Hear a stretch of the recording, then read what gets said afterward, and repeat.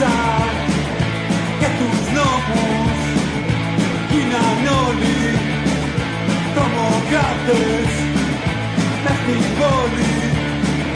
Οι μυαλτάδες τους ακούω που βεντιάζουν, σκεφτορία σχεδιάζουν, κόσμος γύρω τους φωνάζει, δεν τους νοιάζει, δεν τους νοιάζει.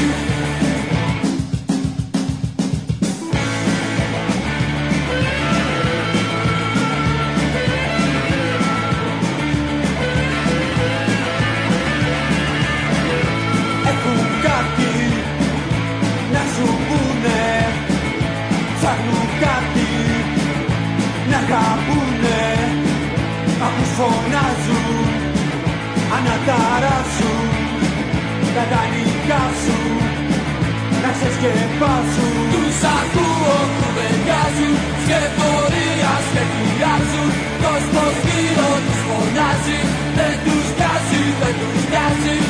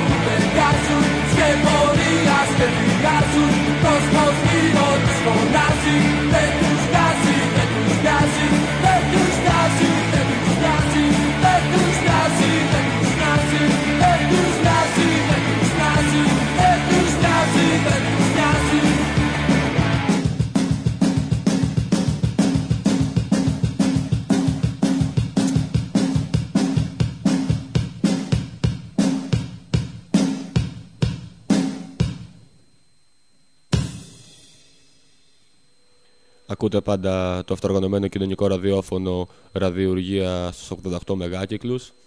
Να πούμε για τη συνέλευση του σταθμού που πραγματοποιείται κάθε Τετάρτη στις 7.30 το απόγευμα. Το τηλέφωνο του σταθμού είναι 6942 77 70 06. Και ήθελα να πω δύο πράγματα για την εκπομπή. Την εκπομπή ήχος ενάντια στον τοίχο που έχει να πραγματοποιηθεί περίπου κοντά ένα χρόνο τώρα.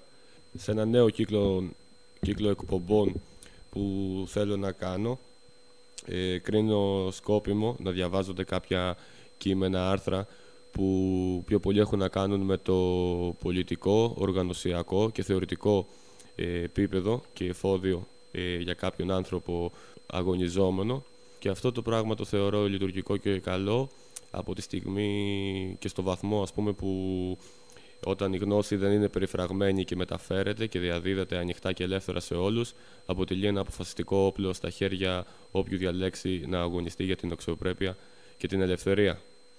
Με αυτή λοιπόν τη λογική έχω βρει κάποια κείμενα συντρόφων ή συλλογικοτήτων, τα οποία, όπως είπαμε, αναφέρονται πιο πολύ σε θεωρητικό, οργανωσιακό και πολιτικό επίπεδο, και θα συνεχίσουμε σήμερα με την ανάγνωση ενός κειμένου του συντρόφου Πολύκα Γεωργιάδη, ο οποίος τέλος πάντων είναι και έγκλειστος στις φυλακές Κέρκυρας και έχει να κάνει για το αυτοξεπέρασμα του μηδενισμού.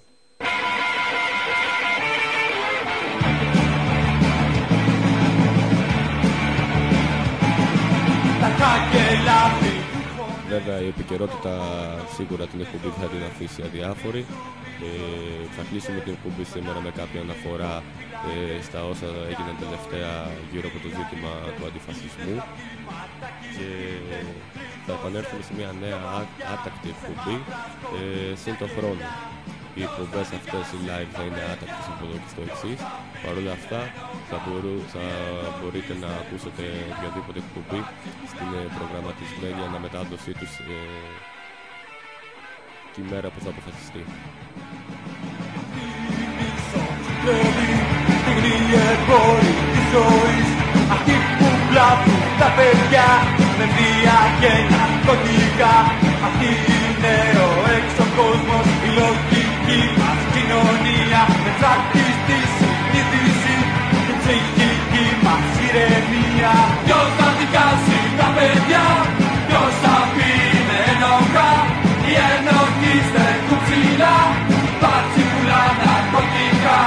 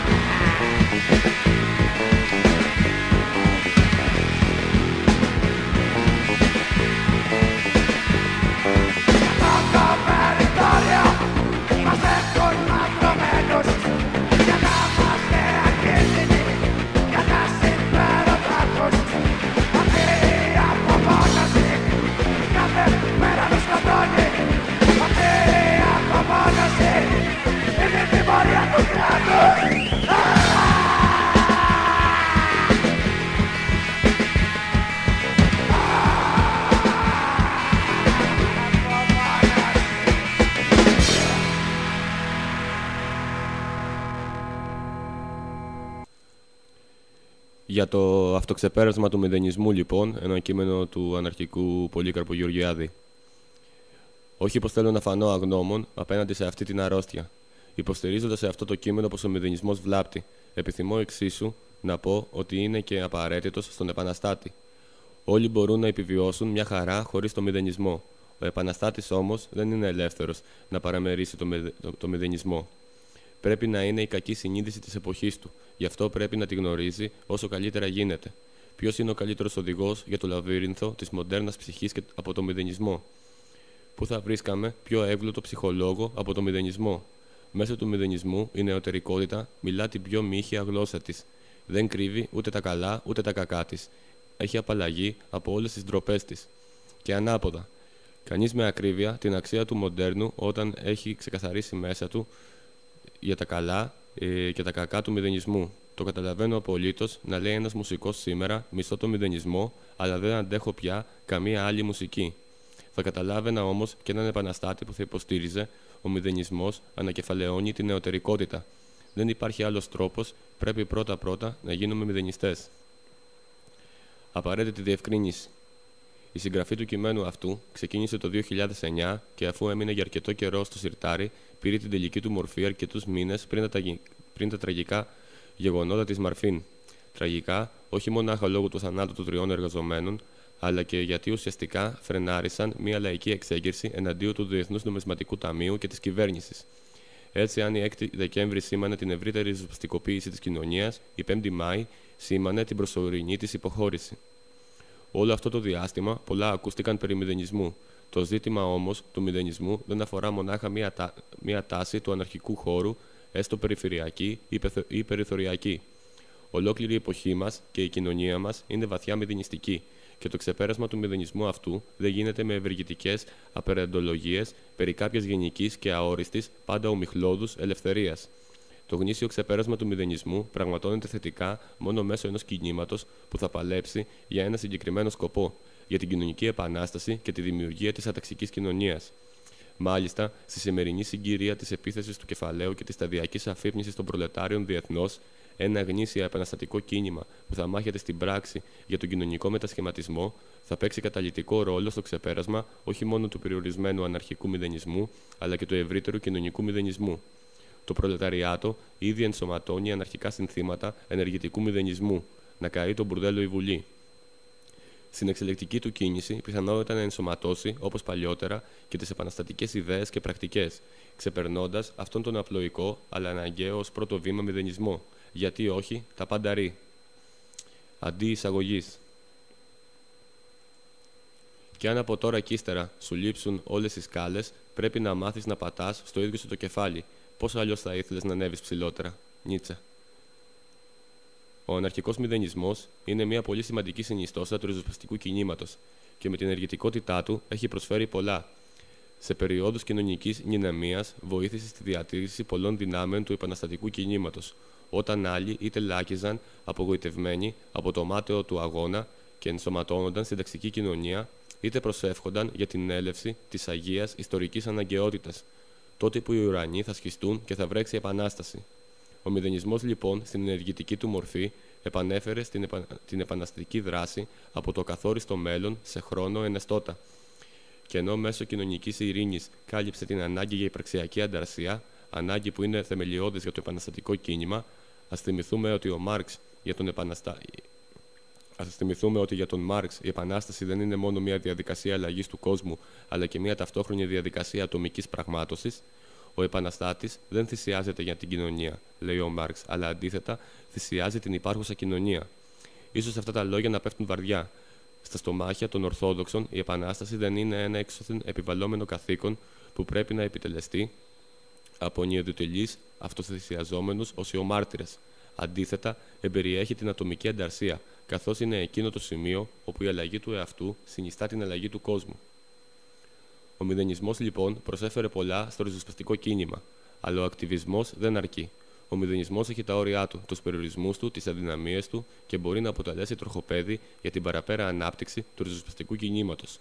Ο σεκταρισμός, ο ελιτισμός, η αυτοαναφορικότητα, ο ακραίος βολονταρισμός, η μεγαλοστομία, ο φετιχισμός, ο πεσημιστικός δεδερμινισμός, η καταφαντασία αρνησικοσμία και άλλα εγγενή προβλήματα του μηδενισμού δημιουργούν στασιμότητα και από τα στάσιμα νερά μόνο δηλητήριο μπορούμε να περιμένουμε. Ο μηδενισμός εκπλήρωσε τον ιστορικό του σκοπό. Τώρα πρέπει να ξεπεραστεί, αλλά όχι να ενταφιαστεί. Το διαλεκτικό σχήμα της άρνησης είναι ιδανικό για το σκοπό μας. Καταργεί τη μορφή, αλλά όχι και το περιεχόμενο. Το περιεχόμενο υψώνεται σε νέα ανώτερα επίπεδα. Με δύο κουβέντες, το κείμενο αυτό δεν προσπαθεί μόνο να εντοπίσει τις ρίζες του μηδενισμού στον πεσημισμό και να κριτικάρει τις αδυναμίες του, αλλά και να υποστηρίξει ότι το περιεχόμενο του μηδενισμού μπορεί να οφείλει να βρει μια ανώτερη έκφραση μέσα από ένα κίνημα γνήσια ριζοσπαστικό, γνήσια αντισυστημικό, γνήσια επαναστατικό. Ένα κίνημα που από τα μέσα θα θέτει και ένα σαφή σκοπό, μια ελεύθερη κοινωνία ελεύθερων ατόμων, μέσα από την καταστροφή του κράτους, της μισθωτής εργασίας και της ιδιωτικής ιδιοκτησίας. Μηδενιστές, άλλη μια προσπάθεια να γίνουμε επαναστάτες.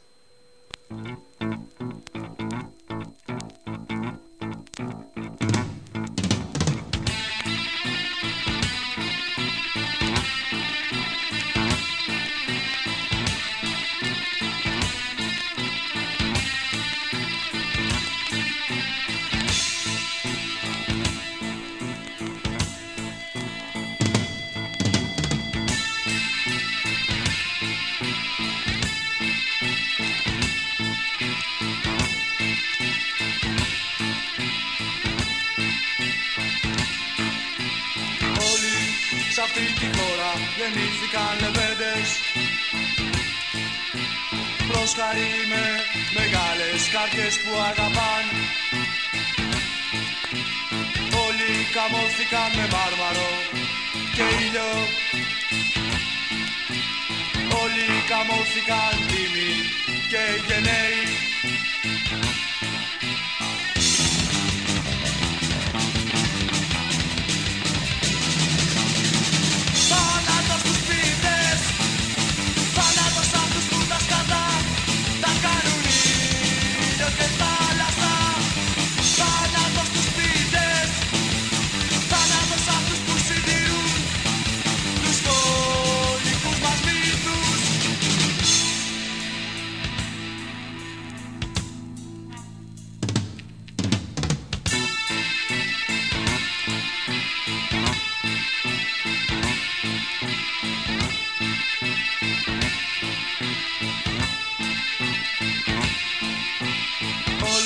Εδώ γεννήθηκαν με τιμημένους κόρπους,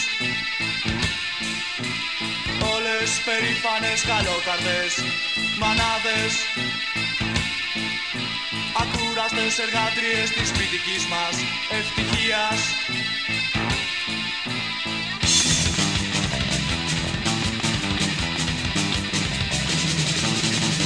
Θάνατος στους πρίτες, θάνατος σ' αυτούς που τα σκατά τα κάνουν ήλιο και θάλασσα. Θάνατος στους πίτες, θάνατος σ' αυτούς που συντηρούν τους κόλικους μας μύθους.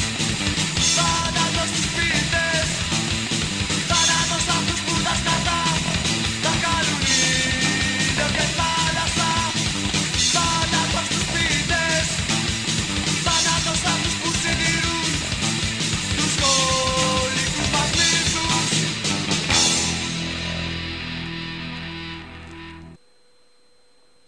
Ενότητα 1. Ο πεσημισμός ως γεννήτορας του μηδενισμού.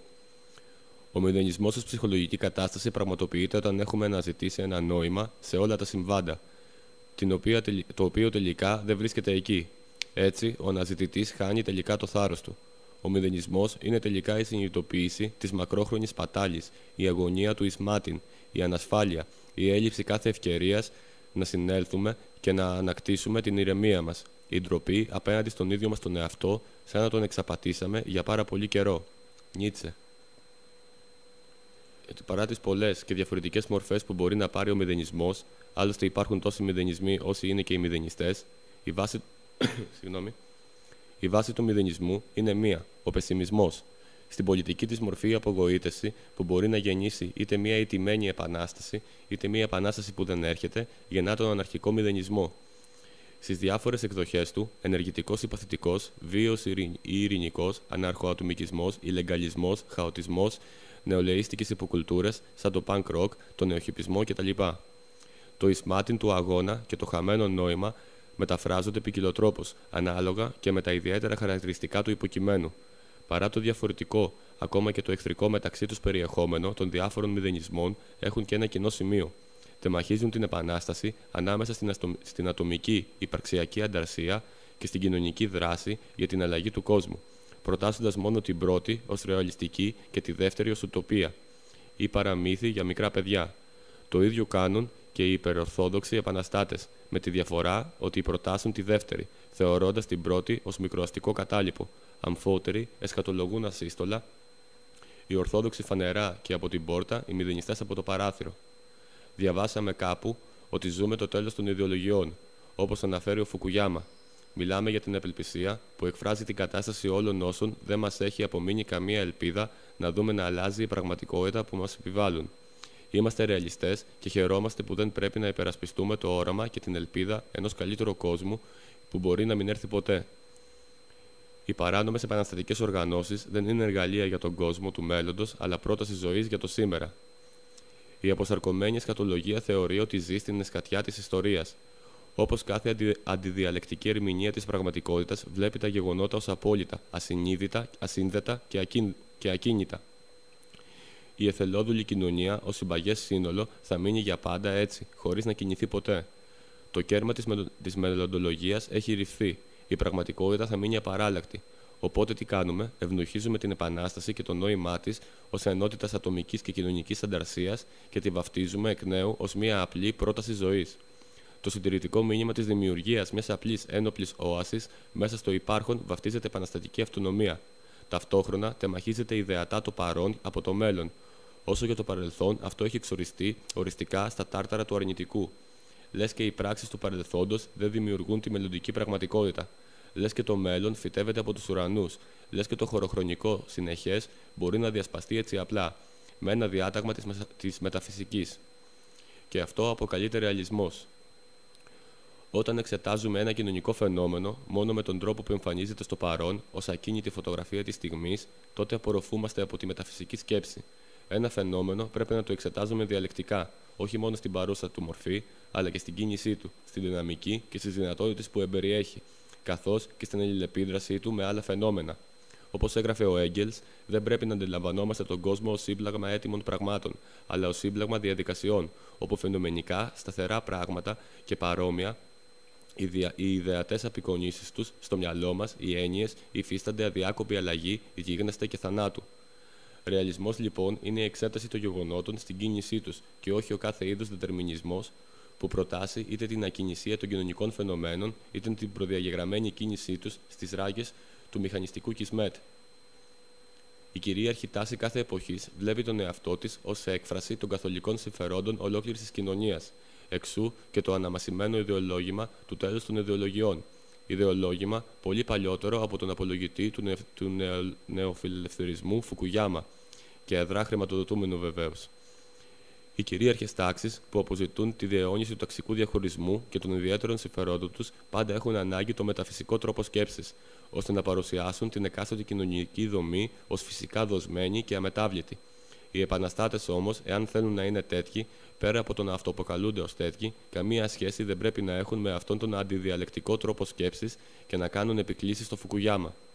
Η πηγή του απεσιόδοξου αυτού του δετερμινισμού γίνεται φανερή από τα παραπάνω κείμενα. Η απελπισία όλων εκείνων που δεν τους έχει απομείνει καμία ελπίδα για κοινωνική αλλαγή. Επιστρέφουμε λοιπόν στις πεσημιστικές ρίζες του μηδενισμού, ενότητα δεύτερη. Σε ποιες όμως ιστορικές περιόδους εμφανίζεται ο μηδενισμός?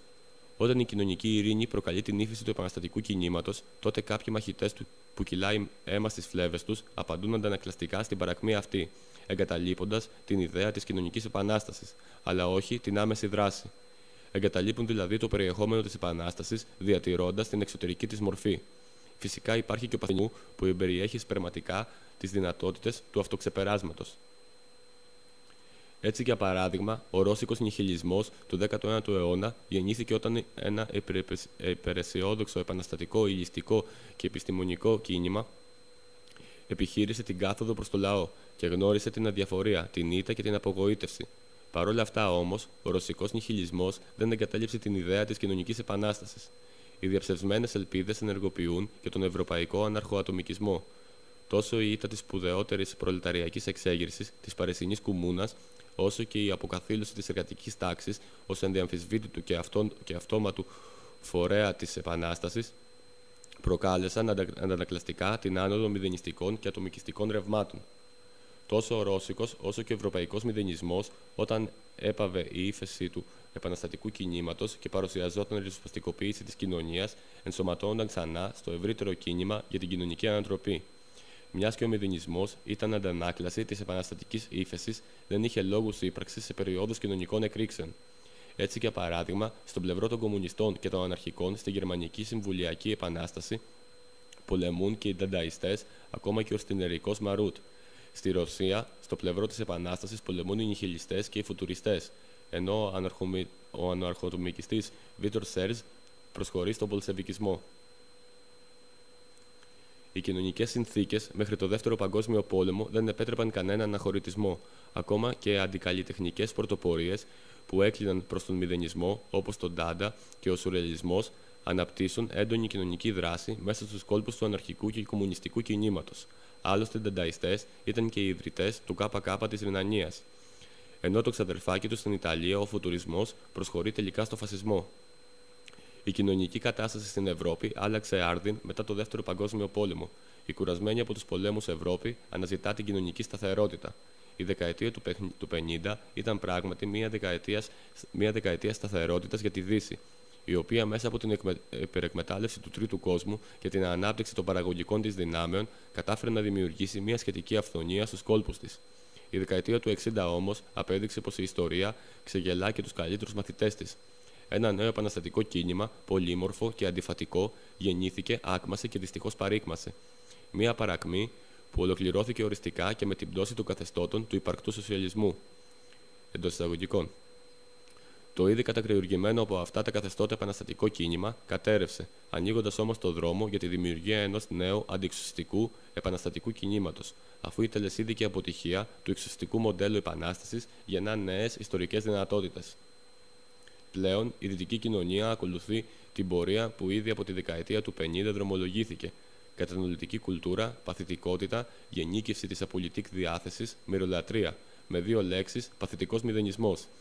Η ηττημένη αριστερά, βαθιά μηδενιστική, δεν κάνει τίποτε άλλο από το να γκρινιάζει για τη μη ορθολογική λειτουργία του καπιταλισμού. Ενίοτε συμμετέχει και ως κυβερνητικός εταίρος, ή καλύτερα εταίρα, μιας και είναι η πόρνη που αναμφίβολα διαθέτει πνευματική και αισθητική καλλιέργεια στη διαχείριση του καπιταλισμού. Έτσι, η αριστερά βολεύεται με το ρόλο του παθητικού γκρινιάρη που εξαντλεί την αγωνιστικότητα σε τολειτουργικές αναπαραστάσεις αγώνων περασμένων εποχών, και ο κομμουνισμός, εντός εισαγωγικών, ο κομμουνισμός της, μετατρέπεται σε ένα απλό άρθρο πίστης, που παραπέμπεται για το αόριστο μέλλον, όταν ο ουρανός θα βρέξει επανάσταση και θα επικρατήσει η χιλιόχρονη βασιλεία του σοσιαλισμού. Από την άλλη, η άκρα αριστερά έχει μείνει προσιλωμένη στη θρησκευτική ανάγνωση του μαρξισμού και πολλών ακόμα ισμών και ακροβατεί ανάμεσα στο στήρο ακαδημαϊσμό που μακριά από τον καθαρό αέρα της πράξης αποπνέει μούχλα και στην αιώνια αναμονή της μεσιανικής έλευσης των αντικειμενικών συνθήκων. Αναμφίβολα, υπάρχουν ακόμα αρκετές ζωντανές δυνάμεις στην αριστερά, αλλά πνίγονται μέσα στην κοινικότερη παρακμή της. Με λίγα λόγια, η κοινωνική ειρήνη είναι η συνακόλουθη επαναστατική ύφεση. Δημιούργησαν μια αριστερά ενσωματωμένη και βαθιά μηδενιστική, με την παθητική έννοια του όρου. Από την άλλη, ο αναρχικός αντιξιστικός χώρος σε μεγάλο βαθμό έμεινε δέσμεος του υπεραυθορμητισμού του, της παιδικής αρρώστιας του αναρχισμού, ο οποίος βοήθησε μεν στο να κρατήσει επαφή με τις από τα κάτω κοινωνικές διεργασίες, αλλά δεν βοήθησε στην ψύχρεμη ερμηνεία των διεργασιών αυτών. Έτσι, σε περιόδους κοινωνικής έντασης, οι αναρχικοί έβλεπαν εξεγέρσεις και την επανάσταση πρώτων πυλών, ενώ σε περιόδους ύφεσης γινόταν απεσιόδοξοι και μυρολάτρες. Μέσα σε διάστημα 10-15 ετών, τμήματα του χώρου ακροβατούσαν ανάμεσα στους δύο δετερμινισμούς, από το κουφάλες κρατιστές λίγα χρονάκια ακόμα, στο οι αντικειμενικές συνθήκες για την αταξική κοινωνία δεν θα έρθουν ποτέ. Εν τέλει, η ανάλυση που κάνουν πολλοί αναρχικοί στηρίζεται σε μεγάλο βαθμό στην ψυχολογική κατάσταση στην οποία βρίσκονται και όχι στα εργαλεία ανάλυσης που τους παρέχει η πλούσια πλέον επαναστατική θεωρία. Αυτή η ψυχολογικοποίηση της θεωρίας είναι πως σε περίοδους κοινωνικής ειρήνης συμβάλλει στην άνοδο των μηδενιστικών ρευμάτων, και αυτά τα μηδενιστικά ρεύματα δεν είναι τίποτε άλλο από αντανάκλαση αυτής της κοινωνικής ειρήνης, που εκφράζεται είτε με τον ειρηνιστικό νεοχιπισμό είτε με το βίαιο αναρχοατομικισμό. Και όσο δεν υπάρχει ένα ισχυρό επαναστατικό κίνημα αλλά μια αντανάκλαση των κοινωνικών συνθήκων, ώστε να εντάξει στους κόλπους του αυτά τα μηδενιστικά ρεύματα, τόσο αυτά θα γεννιούνται και θα αναπτύσσονται με τα θετικά του στοιχεία, που δεν είναι λίγα, αλλά και με τα αρνητικά τους, που είναι πολλά.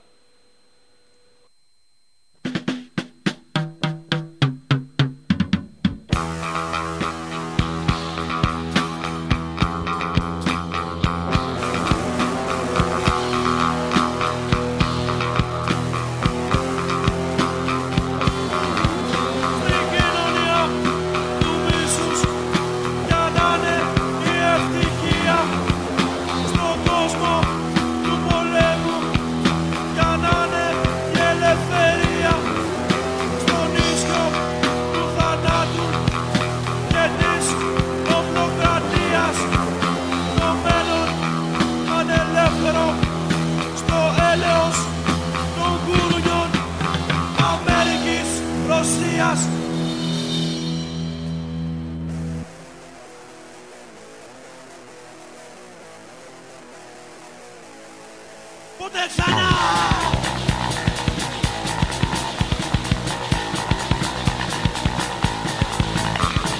Ποιος ευθύνεται για όλα αυτά, πολέμους, πείνα και αυτά? Ποιος ευθύνεται για τους νεκρούς στρατιώτες? Ποιος ευθύνεται για τους αθώους που πεθαίνουν στους άλλους πολέμους? Σαλβαντόρ, Ισραήλ, Περσία, Αφγανιστάν. Μόνοι φταίχτες για όλα αυτά, τα πιο γαμημένα τα παιδικά. Αμερική, Ρωσία, αυτή είναι η εξουσία.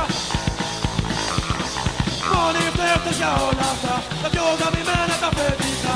Αμερική, Ρωσία, αυτή είναι η εξουσία.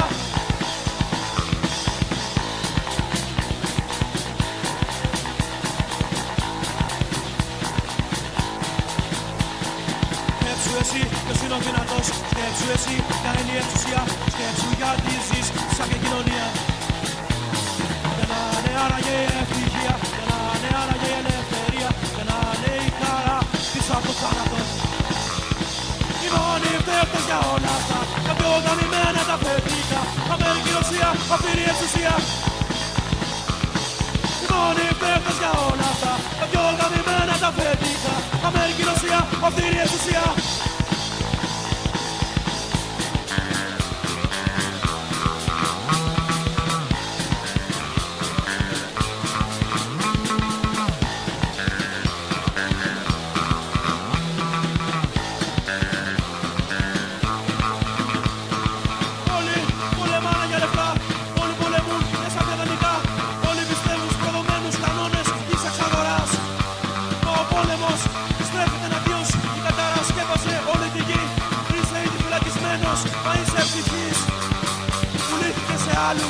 Γιατί είσαι πατριώτης.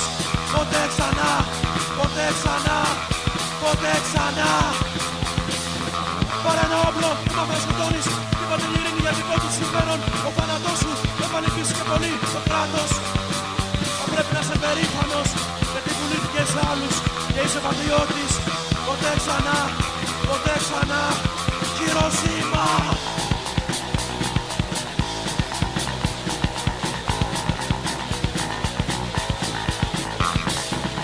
Να υπάρχουν τα κράτη και τα σύνορα, γιατί να υπάρχουν οι άνθρωποι πίσω από τους τάφους, γιατί να υπάρχουν τα παιδιά πίσω από τα όπλα. Κανένας δεν είναι ανώτερος του άλλου, κανένας δεν είναι κακότερος των μπάτσων, κανένας δεν πρέπει να ελπίζει στο μέλλον του πολέμου. Οι μόνοι φταίχτες για όλα αυτά, τα πιο γαμημένα τα παιδικά. Αμερική, Ρωσία, αυτή είναι η εξουσία. Οι μόνοι φταίχτες για όλα αυτά, τα πιο γαμημένα τα παιδικά. Αμερική, Ρωσία, αυτή είναι η εξουσία.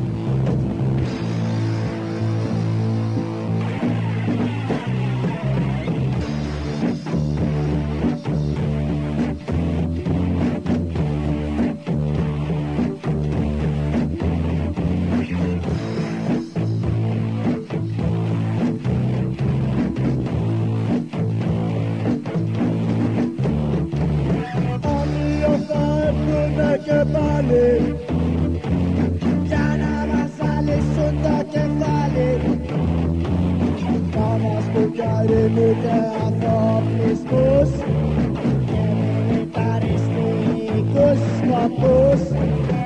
Αύριο θα στείλουν τα παιδιά σας στα πυρηνικά τα κρεματόρια. Αύριο θα τους ψηφίσετε και πάλι για να παίξουν το δικό τους το παιχνίδι.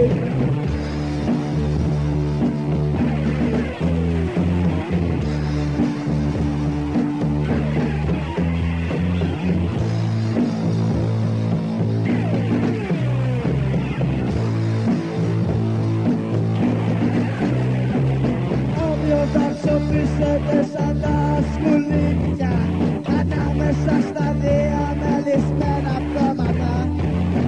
Αύριο θα σας φύγει το σαρκώνιο χαμόγελο. Αύριο θα γνωρίσετε τον δρόμο. Αύριο θα πάτε στο διάλο και ίσως έτσι ξεβρωμίσει ο τόπος.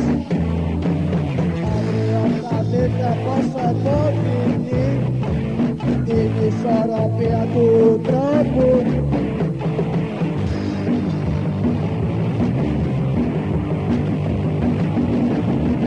Αύριο η μέρα μας και δύο ήλιους, αύριο η μέρα μας και δύο ήλιους.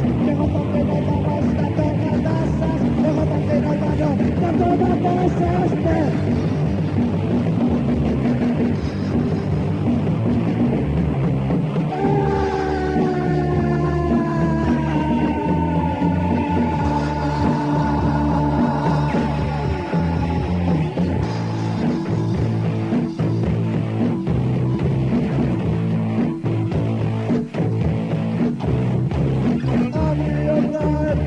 Και πάλι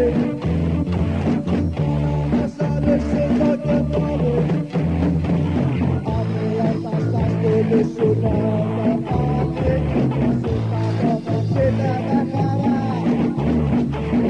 Αύριο θα δείτε το καμένο πόμα του γιοταχτά που έπεσε ηρωικά. Αύριο θα πέσατε κι εσείς ηρωικά. Έτσι πρέπει να πάει στα θετικά.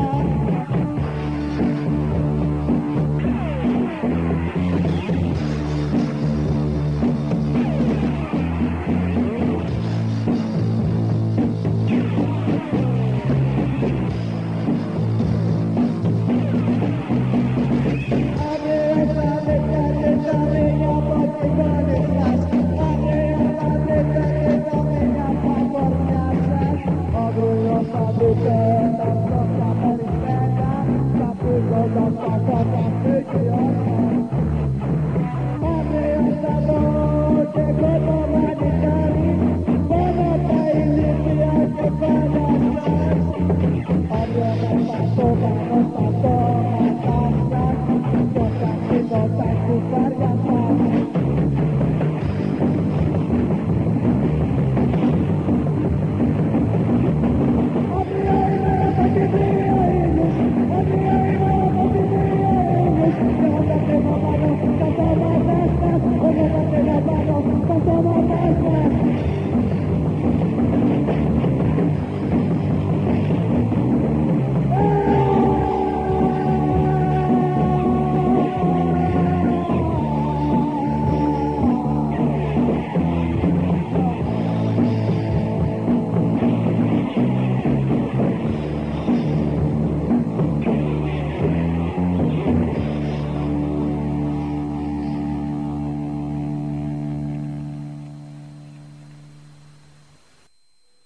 Η μέρα με τους δύο ήλιους λοιπόν. Ο ένας, όπως ξέρουμε, είναι ο τύραννος ζυγός και ο άλλος είναι αυτός που ζεσταίνει στην περπατησιά τους τους αγέροχους ανθρώπους, αυτούς που τολμούν και τα αντιμετωπίζουν με θάρρος. Ο μηδενισμός εδώ τον αδιέξοδο λέει ότι αυτή τη μέρα λοιπόν με τους δύο ήλιους θα φτύνουν πάνω στα πτώματα των απολεσθέντων εκ του πολέμου. Συνεχίζουμε με την ανάγνωση του κειμένου. Μηδενισμός και κοινωνία. Ο Νίτσε έλεγε ότι η απόφαση των χριστιανών να βλέπουν τον κόσμο κακό και άσχημο πράγματι έκανε τον κόσμο κακό και άσχημο. Κατά αναλογία και η απόφαση των μηδενιστών να βλέπουν την κοινωνία ως κοινωνία καθεαυτή, κακή και άσχημη, συμβάλλει στη διατήρηση μιας κοινωνίας κακής και άσχημης. Επιπλέον, οδηγεί και σε μια τεράστια ιδεολογική στρέβλωση. Δεν τεμαχίζουν μονάχα την επανάσταση σε ατομική και κοινωνική, αλλά βλέπουν κιόλας την ατομική τους επανάσταση ως εξωκοινωνικό φαινόμενο. Απευθυνόμαστε, εντός εισαγωγικών μάλλον, απευθυνόμαστε σε όλους αυτούς που έχουν αυτοεξοριστεί από την κοινωνία και τα ψεύτικα αγαθά της. Είναι μια φράση που την πήρε από αλλού. Ο εκκοσμικευμένος ασκητικός μηδενισμός του 19ου αιώνα αντικαθίσταται πλέον με ένα αρνησίκοσμο, αντιασκητικό μηδενισμό, ο οποίος δεν θέτει κανένα σκοπό πέρα από την ίδια την αυτοανακύκλωση. Μέσω της αυτοαναφορικής βίας που εμφανίζεται ως πρόταση ζωής για το σήμερα, ένα ένοπλο χόμπι μήπως. Αλλά τι ζητούσε κάποτε ο ρώσικος μηδενισμός? Ο Δημήτρη Πισάρεφ έλεγε: «Σύντροφοι, χτυπάτε δεξιά και αριστερά. Από τούτο κανένα κακό δεν συνέβη ούτε θα συμβεί. Μας λένε παράσιτες της κοινωνίας. Λάθος. Θέλουμε να είμαστε χρήσιμοι στην κοινωνία. Απλά επί του παρόντος η άρνηση και η ολοκληρωτική καταστροφή της είναι ό,τι πιο χρήσιμο». Βλέπουμε λοιπόν ότι για τους Ρώσους νιχιλιστές η άρνηση και η καταστροφή δεν είναι ο σκοπός, αλλά το μέσο. Όπως και για τον ηλεγαλιστή Μάριους Ζακόμπ, η παρανομία είναι ένα προσωρινό μέσο και όχι αυτός σκοπός. Ακόμα και ο απόστολος της πανκαταστροφικής επανάστασης Νετσάγεφ έγραφε: «Η μελλοντική οργάνωση της κοινωνίας θα προκύψει από το λαϊκό κίνημα και τη ζωή. Αυτό όμως είναι δουλειά των επερχόμενων γενεών. Δική μας δουλειά είναι η παθιασμένη, πλήρης, ολοκληρωτική και ανελαίτη καταστροφή». Με δύο λόγια, ο ρώσικος μηδενισμός δεν ήταν αυτοαναφορικός που έβλεπε τον εαυτό του ως μέσο και σκοπό ταυτόχρονα, αλλά ήταν ένα επαναστατικό κίνημα που έβλεπε την απόλυτη καταστροφή της υπάρχουσας κοινωνίας ως μέσο για την έλευση του κομμουνισμού, του τραχή και πρωτόλιου κομμουνισμού που ο Μάρξ αποκαλούσε κομμουνισμό του στρατώνα. Αντίθετα, ο σύγχρονος μηδενισμός βλέπει τον εαυτό του σαν όχημα και προορισμό ταυτόχρονα, διακηρύζοντας την εξωκοινωνική του φύση και τον ένοπλο ή άοπλο, βίαιο ή ειρηνικό αναχωρητισμό. Αυτή η αντίληψη περί οάσεων και ελεύθερων ζωνών ταυτίζει το μέσο με το σκοπό, γιατί απλούστατα λείπει ο σκοπός. Το αισιόδοξο όμως στο όλο ζήτημα είναι ότι ο αναχωρητισμός αυτός υπάρχει μονάχα στα κεφάλια των επίδοξων εξωκοινωνικών επαναστατών. Γιατί απλούστατα, στο ενοποιημένο κόσμο του καπιταλισμού, κάθε αυτοεξορία από την κοινωνία βρίσκεται στις νεφέλες της ιδεολογίας. Στην όση του καπιταλισμού, όλες οι οάσεις είναι οφθαλμαπάτες.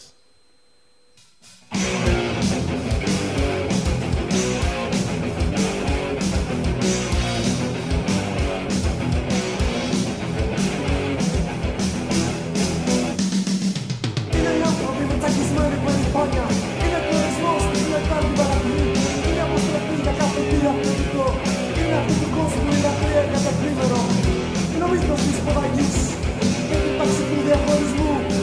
Είναι ο μύθος του γάμου, της μακρότητας και της μικρότητας. Είναι ο μύθος του πάντα ένοπλου και πάντα θα τελογείται.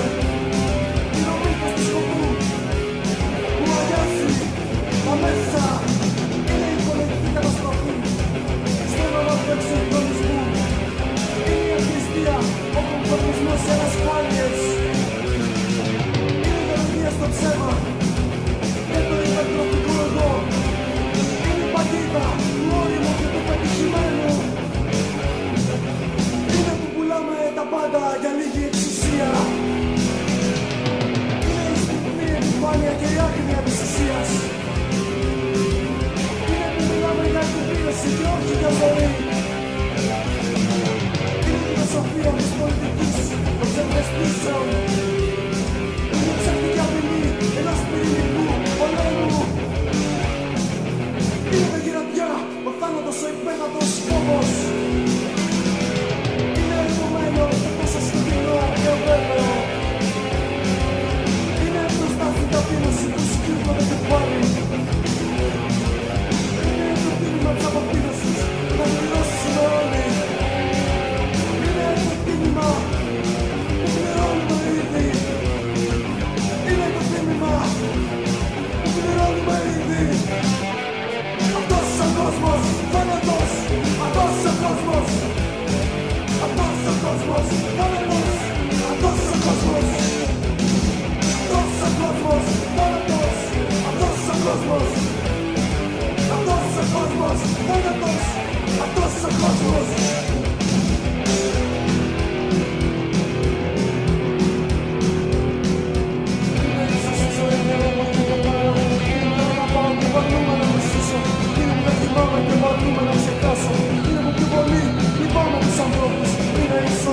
η απόκτηση γνώσης, το νόημα της ζωής.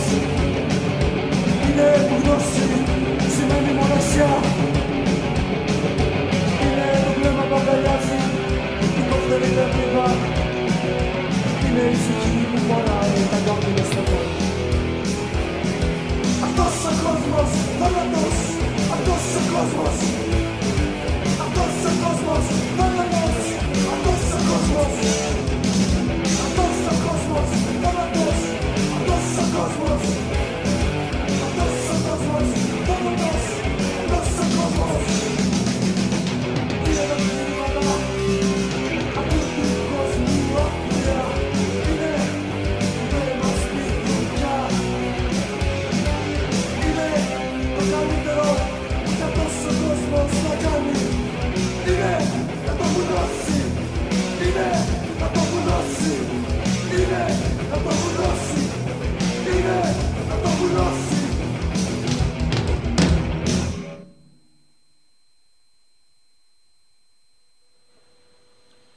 Δεκεμβριανά 2008. Πραγμάτωση και ξεπέρασμα του μηδενισμού.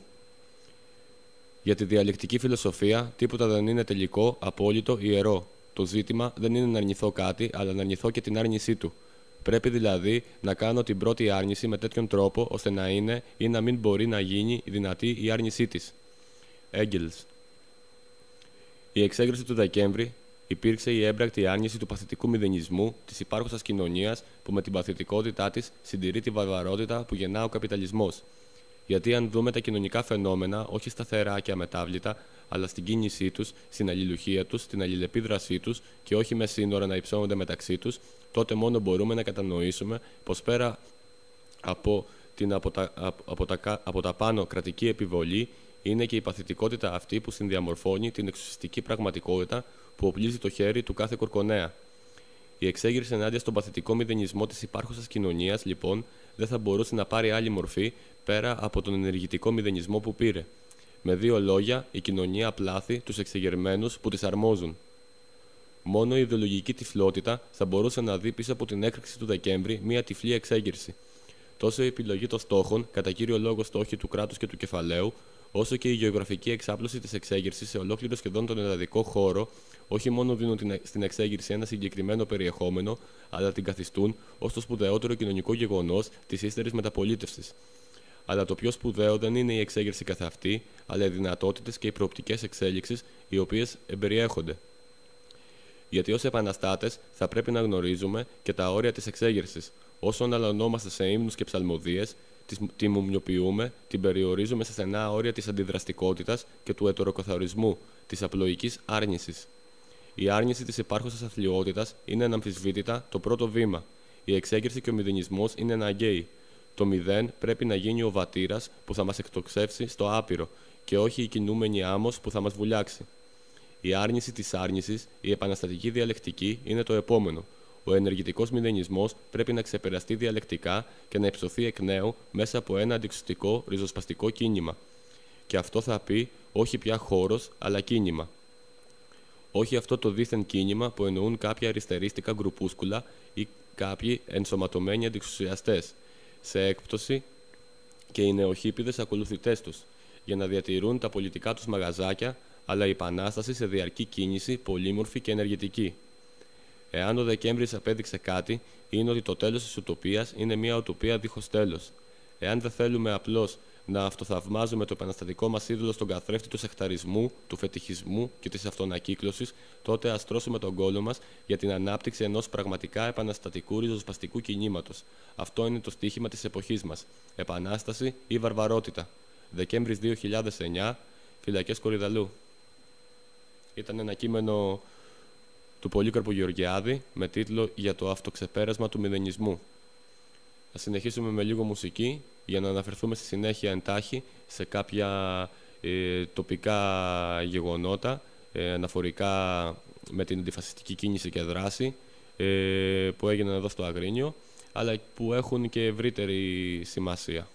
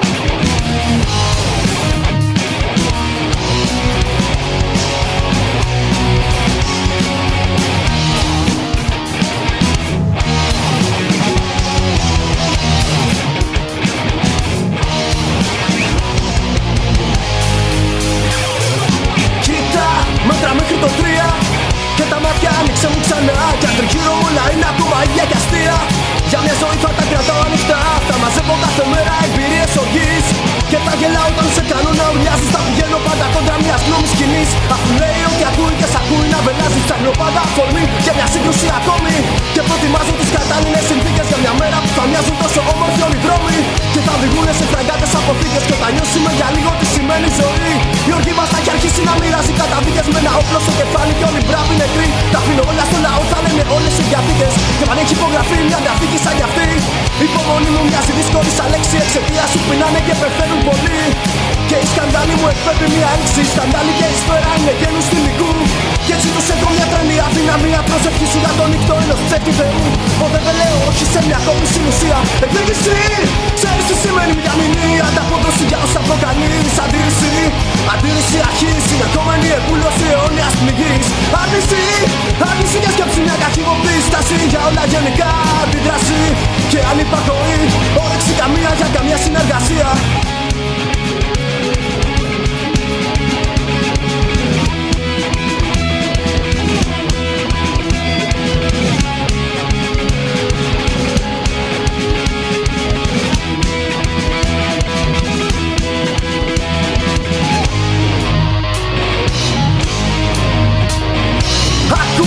Μέτρα μέχρι το 3. Κι άσε με να τους ακούσω ξανά. Όπου να είναι θα κληθώ να καταθέσω στοιχεία. Θεωρούμε τρομοκράτες γιατί λες απλά. Μια ζωή μας εκπαιδεύουν να υπακούμε τυφλά. Και να σκοτώνουμε ψυχρό για μια πατρίδα που λυμμένη. Κι όταν κάποιοι τρώνε μπάτσους και χοντρά παιδικά, αποκαλούνται τρελοί και εγκληματίες διαστραμμένοι. Κάθε μέρα από την πείνα ξεψυχάνε παιδιά. Και με έχεις μάθει τη δουλειά μου να κοιτάω. Δολοφονούνται όσοι από το στόμα τους κλέβουν την μπουκιά. Και σε ξαπνεύει το χαμόγελο που σκάω. Οι συγγενείς των θυμάτων έχουν πει ως εδώ. Μα απολαμβάνουνε τα πλούτη μας ακόμη. Οι εργάτες στο λιμάνι έφαγαν ξύλο χοντρό. Έτσι και στέγανε βόμβες στα γελάγαμε ακόμη. Ο πολίτης δεν φοβάται καφενή 17. Αφού έχει δείξει πως χτυπάει πάντα μόνο εκεί που πρέπει. Φοβάται όμως ακόμα να το πει ανοιχτά. Η κρατική τρομοκρατία βλέπεις δεν το επιτρέπει. Ίσως να μην συμφωνώ με αυτόν τον τρόπο δράσης. Ίσως δεν έχω και τα αρχιδιά να το κάνω. Όταν σε βλέπω να καφιέσαι πως κοντεύεις να τους πιάσεις. Βριζώνομαι και κάνω ένα βήμα παραπάνω. Εκδίκηση, ξέρεις τι σημαίνει μηδαμινή. Ανταπόδοση για όσα προκαλείς. Αντίρρηση, αντίρρηση αρχής. Συνεχόμενη επούλωση αιώνιας πληγής. Άρνηση, άρνηση και σκέψη μια καχυμοπή. Στάση για όλα γενικά αντίδραση. Και ανυπακοή, όρεξη καμία για καμία συνεργασία. Έχω ξενερώσει με την πάρτι σου ρε φίλε. Και με την ευκολία που το στόμα σου ανοίγεις. Όπως βγαίνεις και ψηφίζεις για reality παιχνίδια. Έτσι παίρνεις στον αέρα και ποιον να είναι καταδίδεις. Αν υπήρχαν στον εμφύλιο τα μέσα ενημέρωσης, θα λέγαν πως ο Άρης είναι τρομοκράτης. Δεν θα έχει υπάρξει εντάρτικο αφού όπου τους έβλεπες θα παίρνες και θα έλεγες μπατσένα να τους πιάσεις. Ίσως να είναι άσχετη η σύνδεση που κάνω. Μα ούτε συγνώριζεις ποιοι είναι αυτοί που καταδίδεις. Απλά σε κολακεύει να μιλάς στο βαγγελά του. Απλά ικανοποιείς ένα όνειρο ζωής. Όμοιο και άξιο της μικρότητας που σέβεις. Εκδίκηση, ξέρεις τι σημαίνει μηδαμινή. Ανταπόδοση για όσα προκαλείς. Αντίρρηση, αντίρρηση αρχής. Συνεχόμενη επούλωση αιώνιας πληγής. Άρνηση, άρνηση και σκέψη μια καχυμοπή. Στάση για όλα γενικά αντίδραση. Και ανυπακοή, όρεξη καμία για καμιά συνεργασία. Εκδίκηση, αντίρρηση αρχής. Άρνηση, άρνηση, άρνηση, άρνηση. Εκδίκηση, αντίρρηση αρχής. Άρνηση, άρνηση, άρνηση, άρνηση. Εκδίκηση, αντίρρηση αρχής. Άρνηση, άρνηση, άρνηση, άρνηση. Αντίδραση και ανυπακοή, όρεξη καμία για καμιά συνεργασία.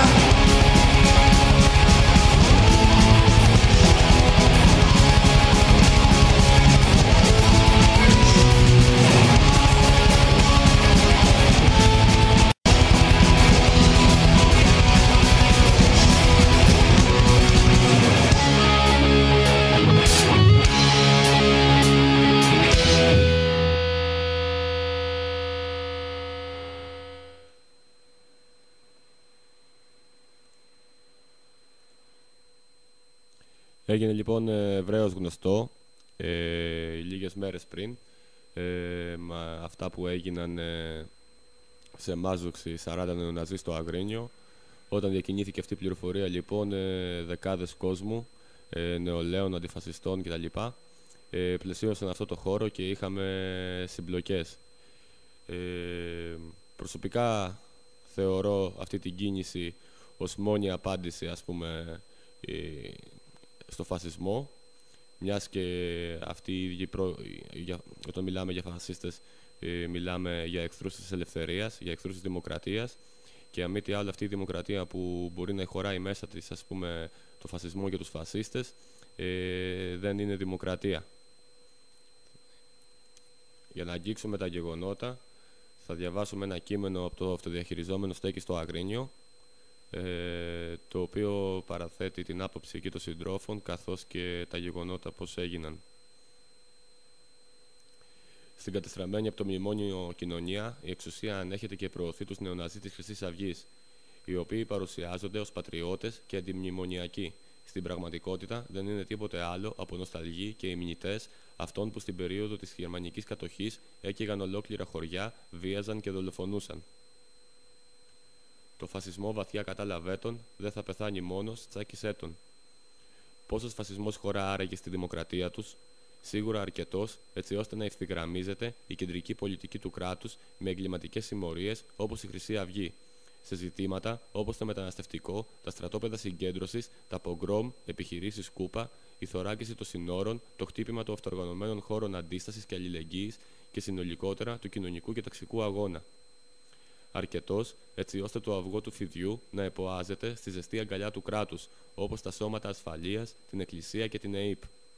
Τόσος φασισμός, ώστε να ξερνάει μεικτά τάγματα εφόδου από ναζιστές, φασιστονικοκυρέους και μπάτσους σε καθημερινές δολοφονικές επιθέσεις σε μετανάστες και αγωνιστές, με την πλήρη ανοχή, συγκάλυψη και ενθάρρυνση του επίσημου κράτους και της δικαιοσύνης. Τελικά, πόσο φασισμό χρειάζεται η αστική δημοκρατία και το κράτος, ούτως ώστε να διασφαλίζει και επεκτείνει την επικυριαρχία του απάνω στις κοινωνίες? Τόσο όσο χρειάζεται για να τσακίσει τους κοινωνικούς και ταξικούς αγώνες, να αποκαταστήσει την κοινωνική και ταξική ειρήνη, δηλαδή την απρόσκοπτη συνέχιση της εκμετάλλευσης και της καταπίεσης των πολλών από τους λίγους, χωρίς κραδασμούς, χωρίς αναστατώσεις. Την επαναδιαπραγμάτευση του κοινωνικού συμβολέου, της υποτέλειας και της δουλοπρέπειας, με μόνο διαπραγματευτικό χαρτί την τρομοκρατία του νόμου και της τάξης. Ο πόλεμος με το φασισμό δεν μπορεί να είναι πόλεμος με το κράτος και το κεφάλαιο, που τον γεννά και τον αναπαράγει. Ένας πόλεμος που η δικαίωσή του θα σημάνει το τέλος της καταπίεσης και της εκμετάλλευσης και θα ανοίξει το δρόμο για μια κοινωνία ελευθερίας, ισότητας, αλληλεγγύης και αξιοπρέπειας για όλους τους ανθρώπους. Αυτός ο πόλεμος, ο κοινωνικός πόλεμος, μέσα στη διαρκή διαδρομή των ανθρώπων στην κατεύθυνση της κοινωνικής απελευθέρωσης, αναγκαστικά θα περάσει πάνω από το υλικό και έμψυχο δυναμικό του συστήματος, από τις δομές του και από τους κρατικούς και παρακρατικούς μηχανισμούς καταστολής. Μία τέτοια πραγματική μάχη αυτού του πραγματικού καθημερινού πολέμου πραγματοποιήθηκε στο Αγρίνιο τη Δευτέρα 9 Ιούλη 2012. Από τη μία μεριά, αγωνιστές για την κοινωνική απελευθέρωση, αντιφασίστες και νεολαίοι, και από την άλλη, όλος ο διαθέσιμος παραστρατός στην υπηρεσία του κράτους και των αφεντικών. Σε πείσμα των διάφορων συκοφαντών και διαστρεβλωτών, τα πραγματικά περιστατικά έχουν ως εξής. Στις 9 το βράδυ της Δευτέρας διακινείται η πληροφορία ότι 40 χρυσαυγίτες πραγματοποιούν εκδήλωση στο Ουζερί Καρνάγιο, στην Οδό Εθνικής Ενότητας, στην οποία παρευρίσκονται μεταξύ άλλων ο βουλευτής της συμμορίας Κωνσταντίνος Μπαρμπαρούσης, ο τοπικός φύρερ Λεωνίδας Σταθόπουλος και το δεξί του χέρι Κώστας Ντάικος, καθώς και ένα ακόμη άτομο που στο παρελθόν είχε βρεθεί σε αντιπαράθεση με συντρόφους και είχε αρνηθεί την οποιαδήποτε σχέση με τον ακροδεξιό Οχετό και το οποίο διατηρεί εμπορικό κατάστημα στην Οδό Παπαστράτου. Όλοι τους σήκωσαν το χέρι τους εναντίον των 60 περίπου συντρόφων, κρατώντας μπουκάλια, πέτρες, καρέκλες, παλούκια, ενώ ο Ντάικος είχε πτυσσόμενο γκλόπ και ο βουλευτής Μπαρμπαρούσης περίστροφο με φωτοβολίδες, το οποίο χρησιμοποίησε 4 φορές σημαδεύοντας κατά πρόσωπο. Αμφότεροι ισοπεδώθηκαν από τους συντρόφους και αυτή τη φορά η Εθνική Ενότητα βάφτηκε με δικό τους αίμα και όχι με αυτό των μεταναστών και αγωνιστών, ενώ 4 της συμμορίας διακομίστηκαν στο νοσοκομείο του Αγρινίου. Την επόμενη μέρα, Τρίτη, 10 Ιούλη, κάποια από αυτά τα ποντίκια βγήκαν από τις τρύπες τους και χτύπησαν με αυτοσχέδιο εκρηκτικό μηχανισμό έναν ανοιχτό κοινωνικό χώρο, την κατάληψη Απέρτους. Η συγκεκριμένη κατάληψη, με συνεισφορά στους κοινωνικούς και ταξικούς αγώνες της περιοχής, αλλά και ευρύτερα, ανήκει σε όλους τους ανθρώπους που αγωνίζονται για την ελευθερία, και το χτύπημα σε αυτή είναι χτύπημα σε όλους μας και σαν τέτοιο θα απαντηθεί. Αξίζει να σημειωθεί ότι η φωτιά που προκλήθηκε από την έκρηξη στο περίβολο της κατάληψης σβήστηκε από γείτονες, ενώ παράλληλα ενημερώθηκαν και οι σύντροφοι. Οι υλικές ζημιές ήταν μικρές, αλλά το μεγαλύτερο κακό προκλήθηκε στον καταληψία σκύλο Ριτζάη, για τον οποίο οι άνανδροι αδιαφόρησαν. Από το 2007 και τη δολοφονική επίθεση στελεχών του Λάος, της Χρυσής Αυγής και Μπράβων σε συντρόφους, με αποτέλεσμα το σοβαρό τραυματισμό ενός συντρόφου στο μάτι, έως σήμερα πολλές είναι οι προκλήσεις και επιθέσεις των φασιστοειδών σε βάρος ανθρώπων, συγκεκριμένα από τον αναρχικό αντιξουστικό χώρο. όσο και αν αυτές οι επιθέσεις εντάσσονται στο πεδίο της στοχοποίησης, της εξάντλησης, της συκοφαντίας αγωνιστών και της τρομοκράτησης των οικείων τους. Μέσα από μηνύσεις και δικαστήρια, από επισκέψεις στο κοινωνικό περιβάλλον των ανθρώπων αυτών, σπίτια, μαγαζιά, εργασία και δράσεις απειλητικού χαρακτήρα, αφισοκολλήσεις, συνθήματα με σπρέι. Όσο και αν καμώνονται δυνατοί, με τις πλάτες της αστυνομίας και των μέσων μαζικής ενημέρωσης, θα πρέπει να γνωρίζουν όλοι αυτοί οι σύγχρονοι ταγματασφαλίτες, γερμανοτσολιάδες και δοσύλλογοι ότι ο καιρός της εθνοκάθαρσης έχει παρέλθει ανεπιστρεπτή. Ο κόσμος της ελευθερίας θα περάσει από πάνω τους, βαδίζοντας τον δρόμο της κοινωνικής απελευθέρωσης. Θα τους τσακίζουμε με κάθε μέσο και τρόπο. Δεν ξεχνάμε, δεν συγχωρούμε. Ούτε στο Αγρίνιο ούτε πουθενά, τσακίστε τους φασίστες σε πόλη και χωριά. Όλα συνεχίζονται. Αυτοδιαχειριζόμενο στέκει Αγρίνιο. Το εν λόγω κείμενο ήταν ένα από τα πολλά που μοιράστηκαν στην μεγάλη αντιφασιστική πορεία που έγινε τις προάλλες στην πόλη μας, με τη συμμετοχή εκατοντάδων ανθρώπων, και αποτελεί μια καταγραφή των γεγονότων όσο και της στάσης κάποιων ανθρώπων απέναντι στο φασιστικό οχετό.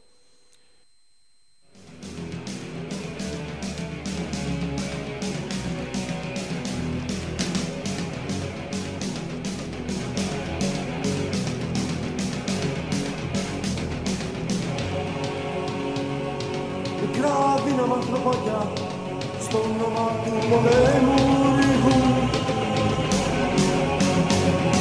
Ανεύθυνοι πλάτες επαναπαύτηκαν όταν λίγες γνώσεις αποκτήσαν.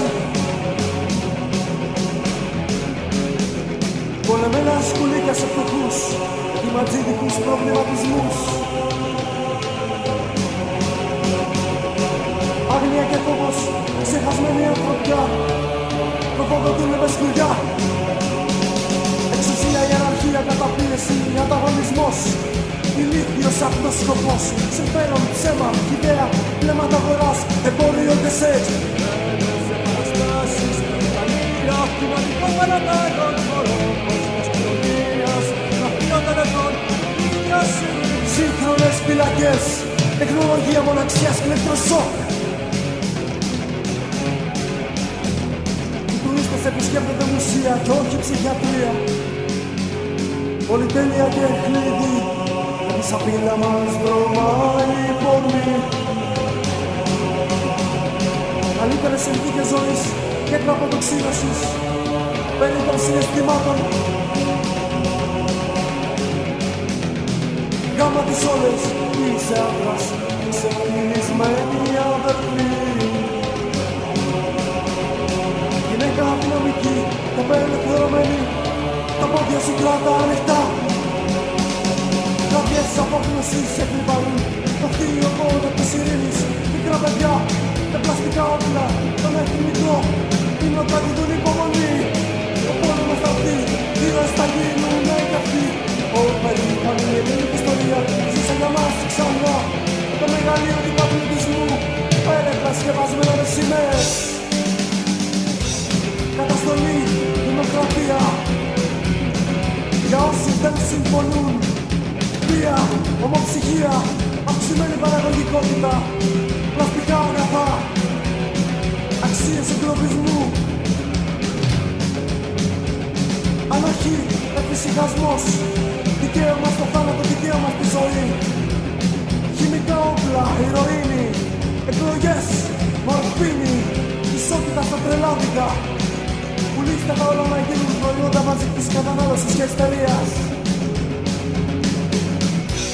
Οι πολιτικοί μας σαμπάνια έκαναν πρόποση για τον κοροϊδό το λαό. Ο λαός με κοκακόλα έκανε πρόποση για τη μελλοντική του εξουσία. Ο θάνατος συγκαίμα κάνοντας πρόποση στην παράνοια του 20ου αιώνα.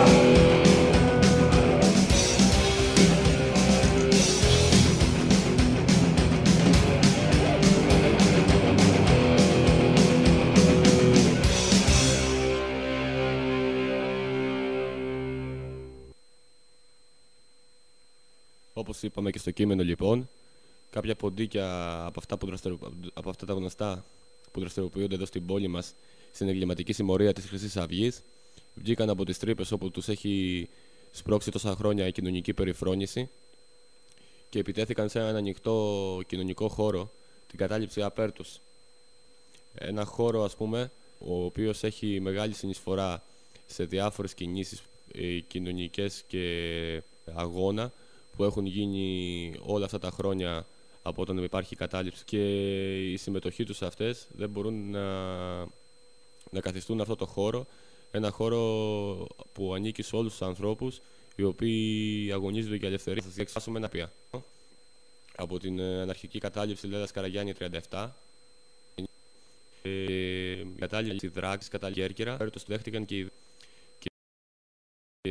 την κατάληψη Δράκα στην Κέρκυρα, που δέχτηκαν και οι δύο εμπριστικές επιθέσεις από την κατάληψη Δράκα στην Κέρκυρα, που δέχτηκαν και οι δύο εμπριστικές επιθέσεις από παρακρατικές ομάδες φασιστοειδών.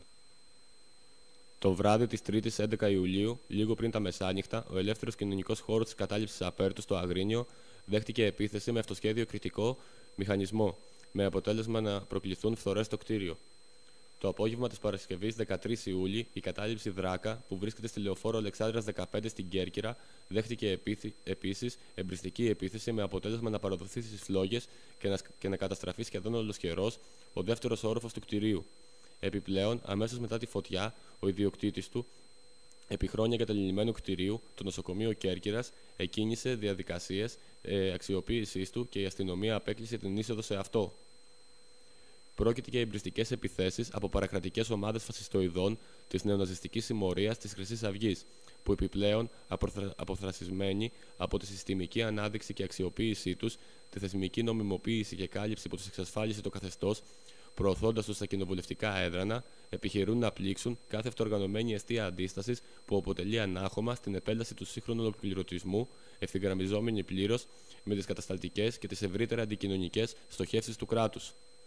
Να σημειώσουμε ότι οι επιθέσεις αυτές, που αποτελούν συνέχεια δεκάδων παρακρατικών εμπριστικών, εκρηκτικών και δολοφονικών επιθέσεων τα τελευταία χρόνια, πραγματοποιήθηκαν λίγες μέρες μετά τη δυναμική κινητοποίηση αγωνιζόμενων κομματιών του Αγρινίου ενάντια στη συγκέντρωση νεοναζιστών της Χρυσής Αυγής σε κεντρικό σημείο της πόλης.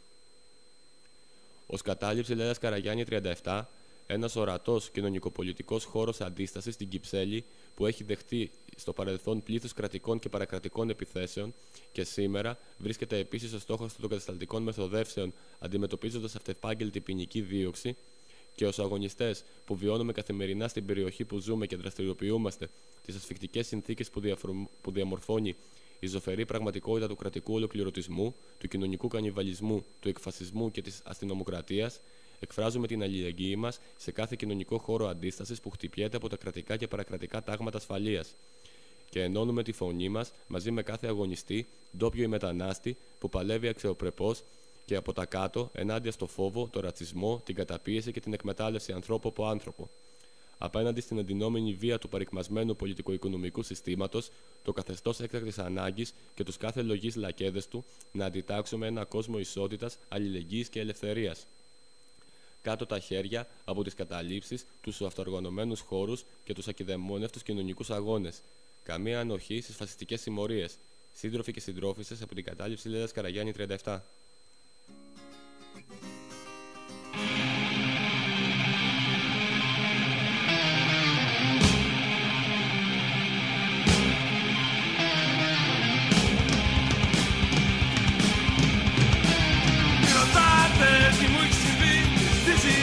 Που δεν το έχω βρει. Δεν υπάρχει κοινή λογική. Όλο κάποιος θα μας το δει. Σαπολογία, σαπολογία, σαπολογία, σαπολογία.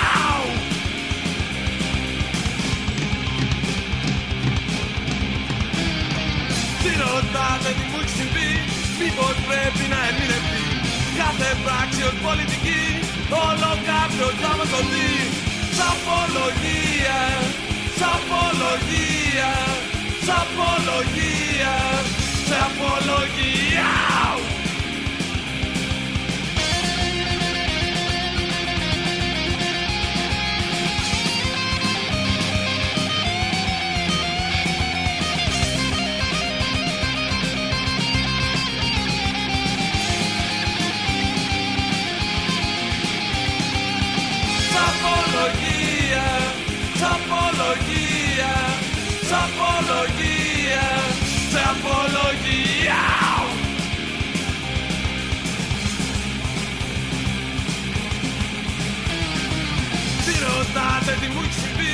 όσο κι αν ψάχνω δεν το έχω βρει.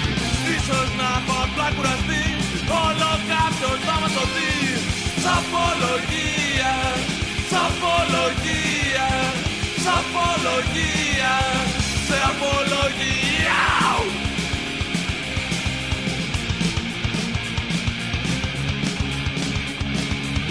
Σε απολογία, σε απολογία, σε απολογία, σε απολογία, σε απολογία. Ο κόσμος του Αγρινίου, λοιπόν, κατά εκατοντάδες, απάντησε σε αυτές τις προκλήσεις των φασιστών.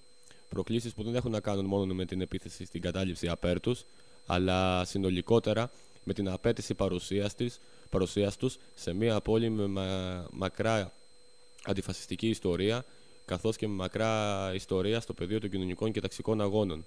Αυτοί λοιπόν οι οποίοι προτείνουν το λιλοφάγωμα των καταπιεσμένων και την αλληλεξόντωσή τους, προωθούν δηλαδή στην ουσία τον κοινωνικό κανιβαλισμό, δεν έχουν καμία θέση σε μια κοινωνία η οποία θέλει να λέγεται ελεύθερη και αξιοπρεπής. Έτσι λοιπόν, τα πιο υγιή κομμάτια του Αγρινίου έδωσαν μια σαφή απάντηση προς όλους απέναντι σε αυτή την κατάσταση. Από εδώ και πέρα δεν τρέφουμε αυταπάτες ότι τελειώσαμε, ας πούμε, με τη φασιστική απειλή, να την πω τέλος πάντων, καθώς όσο συνεχίζεται αυτή η επίθεση του κράτους και του κεφαλαίου και της Τρόικας συνολικά στην ελληνική κοινωνία, τόσο αυτές οι ομάδες και οι συμμορίες θα πρημοδοτούνται από το κράτος με σκοπό να πλήξουν τις κοινωνικές και ταξικές αντιστάσεις. Αυτός στην ουσία είναι και ο σκοπός τους. Έτσι ιστορικά ο φασισμός υπήρξε μέσα στις κοινωνίες.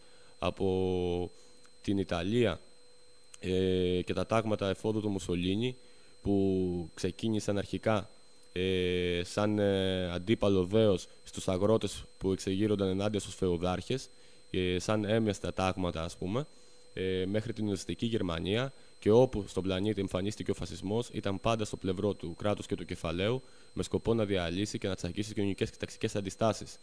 Μια κοινωνία που διαθέτει αυτή την ιστορική μνήμη δεν μπορεί να κάνει παζάρια δημοκρατικά με τους σύγχρονους απογόνους ιδεολογικούς, αλλά και στην περίπτωση του Αγρινίου και φυσικούς απογόνους των ταγματασφαλιτών, των Γερμανοτσολιάδων και των δοσύλλογων. Κανένα παζάρι λοιπόν, κανένας ψευδής δημοκρατικός διάλογος με τα φασιστικά σπόνδυλα. Η μόνη απάντηση απέναντι σε αυτούς είναι η απάντηση που δίνει ο δρόμος του κοινωνικού και ταξικού αγώνα και συνολικότερα του κοινωνικού πολέμου.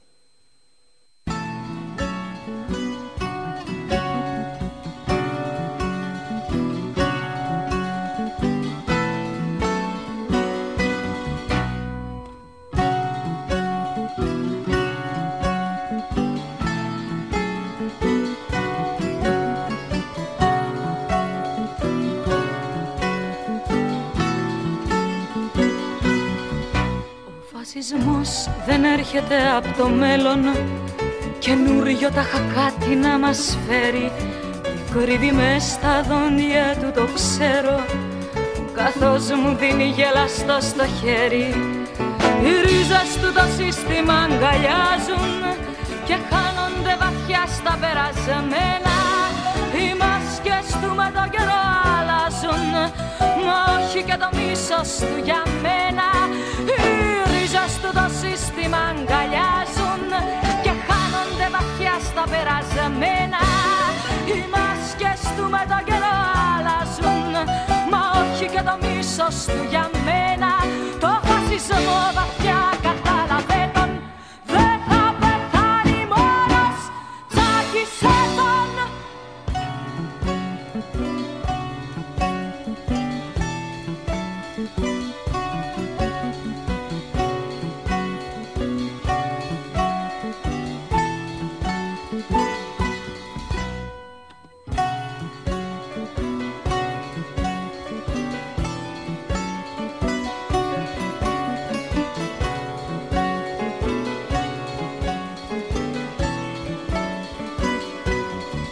Ο φασισμός δεν έρχεται από μέρος που λούζεται στον ήλιο και στα γέρη. Το κουραζεμένο βήμα του το ξέρω και την περισσιά νιώτη μας την ξέρει. Μα πάλι δεν απλώσει σαν χολέρα, πατώντας πάνω στην ανεμελιά σου, και δίπλα σου θα φτάσει κάποια μέρα, αν χάσεις τα ταξικά γυαλιά σου. Μα βάλτε να πλώσεις σαν χολέρα, πατώντας πάνω στην ανεμελιά σου, και δίπλα σου θα φτάσει κάποια μέρα, αν χάσεις τα ταξικά γυαλιά σου. Το φασισμό βαθιά κατάλαβε τον, δεν θα πεθάνει μόνος, τσάκισε τον. Μα πάλι λοιπόν θα πλώσεις σε χολέρα, πατώντας πάνω στην ανεμελιά σου, και δίπλα σου θα φτάσει καμιά μέρα, σαν χάσεις τα ταξικά γυαλιά σου, μας λέει η Μαρία Δημητριάδη, και έχει απολύτως δίκιο. Και αυτό το πράγμα επιβεβαιώνεται από την ιστορία και από τη σύγχρονη, γιατί αυτοί που ευθύνονται, αν θέλετε, για το ότι ο πόλεμος με το φασισμό είναι τόσο μακροχρόνιος, είναι αυτοί που κατά καιρούς του χάριζαν ειρήνη, είτε κάτω από το πέπλο, ας πούμε, και το προσωπείο της δημοκρατίας και των δικαιωμάτων, και ο καθένας, ας πούμε, να λέει την άποψή του, είτε ότι αν ασχοληθούμε, ας πούμε, με τους φασίστες θα τους κάνουμε διαφήμιση, όπως μας έλεγε η αριστερά, είτε κάτω από τη συγκάλυψη, ας πούμε, ενός γενικότερου κοινωνικού βούρκου, ας πούμε, ο οποίος ανέχεται, ας πούμε, την ανάδυση τέτοιων φαινομένων.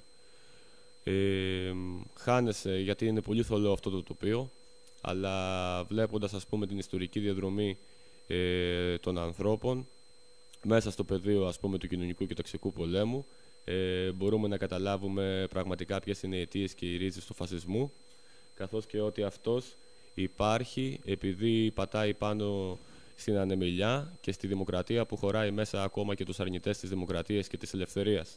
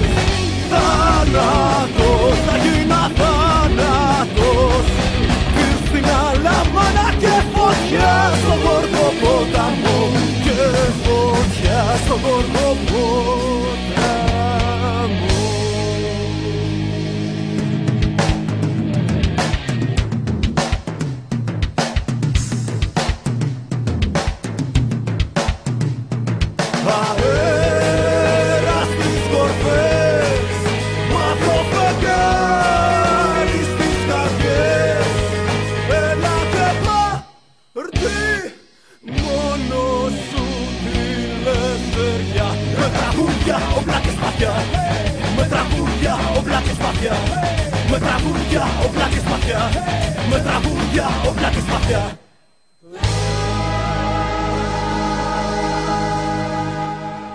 12 Φλεβάρι λοιπόν το 1944, με τη συνθήκη της Βάρκηζας και λίγο πιο πριν της Καζέρτας και του Λιβάνου, οι μόνιμοι νεκροθάφτες των λαϊκών αγώνων, το ΚΚΕ, παρέδωσαν αυτό το λαϊκό αγώνα στα χέρια των Άγγλων, των εδώ συνεργατών τους και στη συνέχεια των Αμερικάνων.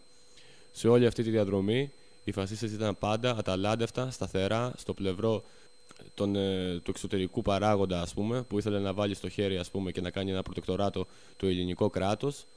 Και αυτό βρήκε την αγαστή συνεργασία κάποια στιγμή, ας πούμε, στην ιστορία του Κομμουνιστικού Κόμματος. Ας αναλογιστούν όλοι αυτοί ότι φέτος, ανήμερα της υπογραφής της συνθήκης της Βάρκηζας, στις 12 Φλεβάρι, η Αθήνα δονήθηκε από μια κοινωνική εξέγερση και σε πολλά άλλα σημεία της Ελλάδας τέτοια παρόμοια πράγματα συνέβησαν, καταδεικνύοντας πως η κοινωνική ειρήνη και η εθνική ομοψυχία τους, η γραμμή του Κύρκου και των λοιπών τεράτων της εθνικής συμφιλίωσης έχει θαυτεί ανεπιστρεφτεί στη συνείδηση όλων των ανθρώπων. Ας αναλογιστούν επίσης αυτοί που σήμερα κομπάζουν από αριστερά αντιφασιστικές κορώνες, τι ήταν αυτό που σταμάτησε τον Ελλάς όταν μπήκε στο Αγρίνιο και υπάκουσε στα μεξοκλάματα των παπάδων για να μην έχουμε εδώ ένα νέο και μεγαλύτερο Μελιγαλά. Αυτοί εκεί οι τύποι, ας πούμε, είναι οι πρόγονοι, οι φυσικοί πρόγονοι των σημερινών ταγματασφαλιτών. Μπορεί κανένας, άμα θέλει να δει την κατευθείαν πορεία τους και από εκείνο το σημείο, ας πούμε, μέσα από τις φασιστικές οργανώσεις που δημιουργήθηκαν και προδιδακτορικά αλλά κυρίως μεταδιδακτορικά. ΕΝΕΚ, ΕΠΕΝ, 4η Αυγούστου, μέχρι το Λάος, ας πούμε, και τη Χρυσή Αυγή, είναι πάνω κάτω οι ίδιοι άνθρωποι. Και μιλάμε για το σπίτι μας, έτσι, για το Αγρίνιο.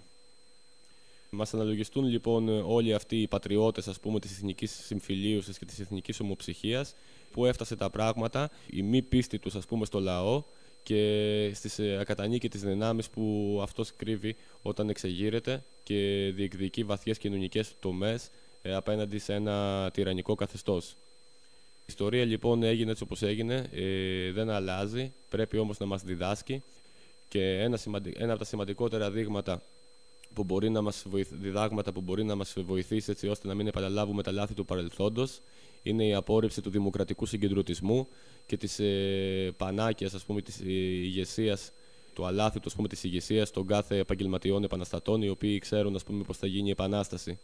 Η οργάνωση των κινημάτων, ας πούμε, διεκδίκησης ή ανατροπής πρέπει να γίνεται από τα κάτω με αμεσιδημοκρατικές ή οριζόντιες διαδικασίες, χωρίς ειδικούς και εκτελεστικές επιτροπές και κεντρικά συμβούλια, οι οποίοι θα αποφασίζουν για το πώς θα διαχειριστούν, ας πούμε, τους αγώνες του λαού. Είναι γνωστό ότι η αριστερά αντιλαμβάνεται το κίνημα χρηστικά, εξαργυρώνοντας τους αγώνες του σε ψήφους, ας πούμε, στον κοινοβουλευτικό οχετό. Ο κόσμος θα πρέπει να γυρίσει την πλάτη σε αυτή την κατάσταση και να δημιουργήσει ταυτόχρονα τις δικές του δομές αλληλεγγύης και αγώνα, έτσι ώστε να ανταπεξέλθουμε στις πολύ δύσκολες καταστάσεις οι οποίες έρχονται. Σίγουρα τίποτα δεν τέλειωσε, σίγουρα όλα συνεχίζονται σε όλα τα μέτωπα και με όλα τα μέσα και ο χρόνος είναι μπροστά μας για να αποδείξει για μία ακόμα φορά ότι κάθε άνθρωπος όπου αναγκάζεται να ζει σε σκλαβιά, αναγκαστικά ή γρήγορα η αξιοπρέπειά του θα οδηγήσει σε εξέγερση. Είτε ο ζυγός πάνω από το κεφάλι του είναι γερμανικός, είτε είναι αμερικανικός, είτε είναι ελληνικός, είτε λέγεται έτσι όπως θέλουν. Είναι ο ζυγός της εξουσίας, ο ζυγός της κρατικής σκλαβιάς και με μαθηματική ακρίβεια γεννάει πάντα εξέγερση.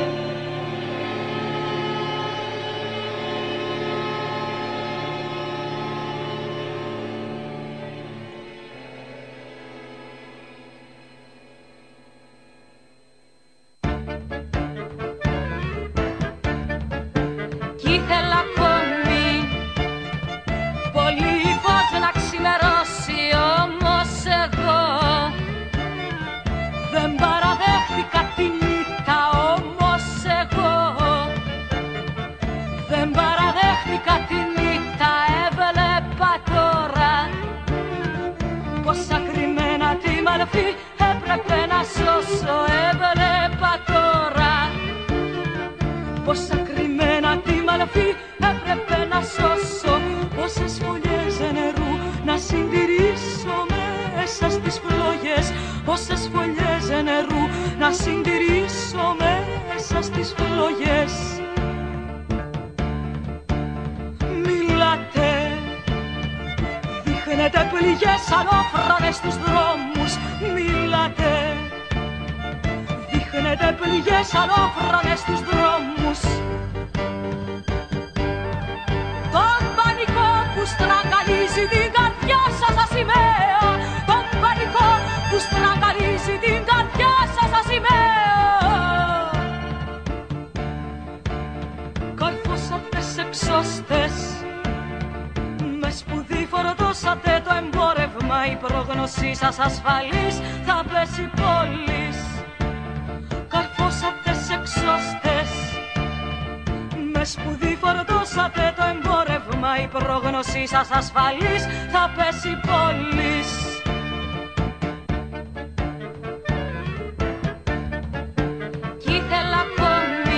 Κι ήθελα ακόμη πολύ φως να ξημερώσει.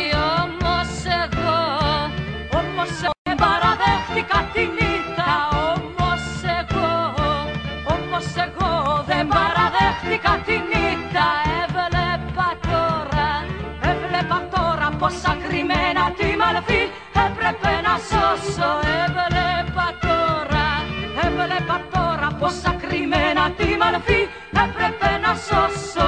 Πόσες φωλιές νερού να συντηρήσω μέσα στις φλόγες. Πόσες φωλιές νερού να συντηρήσω μέσα στις φλόγες.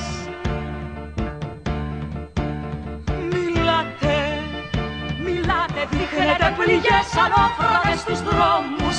Μιλάτε, δείχνετε πληγές ανώφρονες στους δρόμους.